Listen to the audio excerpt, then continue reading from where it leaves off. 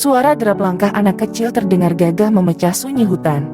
Deru nafasnya berkejaran dengan angin lembut pegunungan. Anak laki-laki itu berlari tanpa alas menyusuri bukit. Tapak kakinya lincah melewati bebatuan sungai. Udara dingin pagi itu tak menyurutkan langkahnya untuk sampai di tujuan. Si kecil itu akhirnya sampai. Dia sudah sampai saat langit masih belum begitu terang. Si kecil itu bernama Badi, anak kampung perbatasan Kalimantan. Setiap pagi, dia berlari kencang menuju sekolah untuk mengibarkan bendera merah putih. Tidak hanya itu, ketika matahari hendak tenggelam, Badi kembali mengayun kakinya ke sekolahannya untuk menurunkan sang bendera pusaka. Banyak orang di kampung mengatakan dirinya bodoh, karena apa yang dia lakukan tidak membawakan hasil apa-apa bagi dirinya maupun kampungnya. Namun, Badi tidak pernah menggubris ucapan orang-orang itu. Dia tetap teguh menjaga merah putihnya berkibar di perbatasan.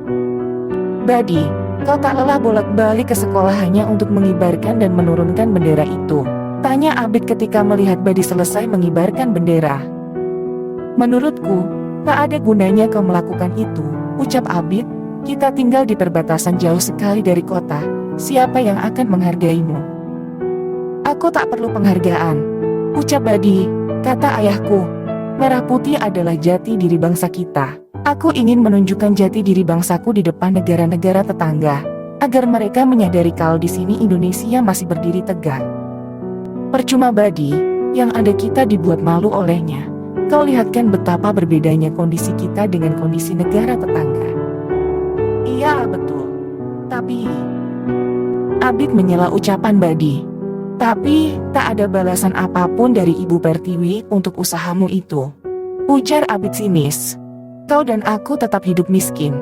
Tak ada yang membantu kita. Badi tertegun sejenak. Dia membenarkan kata-kata Abid tadi. Memang betul. Tidak ada yang memperhatikan kehidupan mereka. Mereka hidup terisolir, jauh dari keramaian, dan jauh dari tangan-tangan pejabat negara. Alamlah yang membuat mereka masih bertahan. Lama terdiam. Badi lalu meneruskan bicaranya. Paling tidak, perut kita masih bisa terisi dari hasil alam yang Ibu Pertiwi telah berikan. Jawab Badi masuk ke dalam kelas. Abid menyusul langkah temannya itu. Mereka lalu duduk bersebelahan. Tak lama, gurunya datang. Guru itu mulai mengajar. Kondisi kelas mereka memang sangat memprihatinkan. Atap kelas yang berlubang membuat sinar matahari langsung menembus kulit para siswa. Hal itu membuat mereka kegerahan, sehingga mereka kehilangan konsentrasi untuk memperhatikan penjelasan dari guru. Selain itu, antara sekolah dengan rumah para siswa yang cukup jauh membuat mereka kelelahan saat tiba di sekolah. Alhasil, ketika pelajaran dimulai ada beberapa dari mereka yang tertidur di ruangan itu.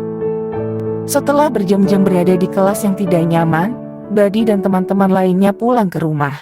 Mereka berjalan di tengah terik matahari menempuh belasan kilo untuk sampai di rumah. Badi dan Abid berjalan beriringan. Rumah mereka bersebelahan. Setiap hari mereka selalu berangkat dan pulang sekolah bersama.